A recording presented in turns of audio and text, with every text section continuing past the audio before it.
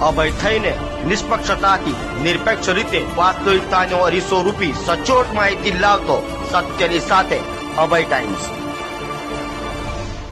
Surat police લોકોને જાગૃત કરવા અને કાર્યક્રમો યોજે છે, ત્યારે ભેસ્તાન પોલીસે પણ જનજાગૃતિ અભિયાન હાથ ધરી લોકોને વિવિધ માહિતી આપી હતી, સાથે વાહન ચેકિંગ પણ કર્યું હતું।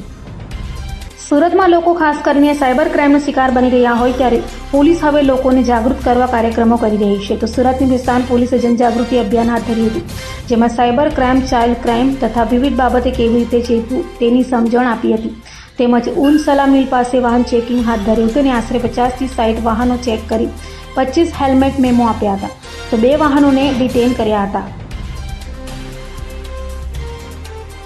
बोलना है खास ये बात है कि ये अभी जो साइबर का बहुत होता है गुना, तो साइबर में किसी के तुम्हारे मोबाइल पे वो घर वाले के मोबाइल पे कोई ओटीपी आए तो उसका रिप्लाई मत दो, और कोई पर लिंक आए तो उसको खोलो मत, और ऐसा कुछ हो तो पुलिस का संपर्क कीजिए। खास बात ये है कि जो ये सब